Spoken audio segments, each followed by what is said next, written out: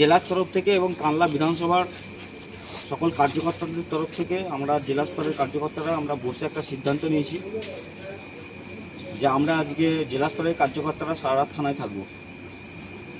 কার্যকর্তারা সবাই এমনি বাড়ি চলে যাবেন।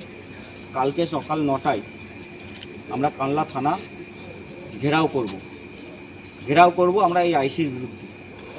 আমাদের একটাই দাবি থাকবে যে এই আইসি ভারতীয় জনতা পার্টি বা যারা আজকে আমাদের সরকার ক্ষমতায় আছে সেই সরকারের ক্ষমতায় থাকা সরকারের নীতি আদর্শ নিয়ে চলবে না একজন মাফিয়ার কথাই চলবে, তার বিরুদ্ধে আমরা কাল সকাল 9টায় সারা কানলা বিধানসভার সকল কার্যকর্তাদের আমরা আহ্বান করছি।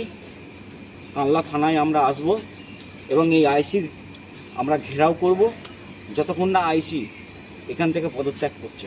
আইসির সাথে কি আপনাদের কথা হয়েছে কোনো? আইসির সাথে আমাদের প্রথমে কথা হয়েছিল, উনি তারপর এখান থেকে ঘর ছেড়ে পালিয়ে গেছেন। উনি এখানে থাকেননি, উনি আমাদের সাথে কোনো ধরনের তারপর আর কন্ট্যাক্টও করেনি। তাহলে আপনারা এখন কি চাইছেন? আমাদের সমস্ত কার্যকর্তারা আজকে রাত 1টা বেজে 1:10 সকালে বাড়ি চলে যান। কাল সকাল 9টায় আমাদের কানলা বিধানসভার সমস্ত কার্যকর্তাদের আমরা আহ্বান করছি। এখানে নগর সভাপতি আছেন, আমাদের কানলা 3 নম্বর মণ্ডলের সভাপতি আছে, কানলা 2 নম্বর মণ্ডলের সভাপতি আছে, সকলে আসবেন। এবং আমাদের দাবি একটাই যে কানলা থানার আইসি সরকারের কথাই চলবে না জমি মাফিয়ার কথাই চলবে, এবং কানলা থানার আইসি যতক্ষণ না নিজে রিজাইন দিচ্ছে আমাদের এই আন্দোলন চলবে। আচ্ছা, আমাদের এমএলএ চারিদিকে বলছে যে কোনো যদি কারোর সাথে কোনো প্রবলেম হয়, কারো যদি অভিযোগ থাকে তাকে গিয়ে জানাতে, তো এই বিষয়টা কি আপনারা জানেন এমএলএকে? না, আমরা অবশ্যই জানাবো। কানলা বিধানসভার যেহেতু উনি এমএলএ, ওনার কাছেও আমরা জানাবো এবং ওনাকেও আমরা আহ্বান করব যেন এই থানা ঘেরাও কর্মসূচিতে উনি আসেন। আচ্ছা, আপনার নাম?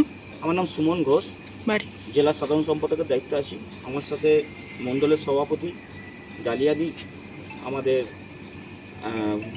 পিন্টুদা, আমাদের আরেকজন সাধারণ সম্পাদিকা আমাদের তন্দ্রাদি, আমাদের জেলার ভাইস প্রেসিডেন্ট ধনঞ্জয়দা, সকলে আমরা একত্রিত আছি।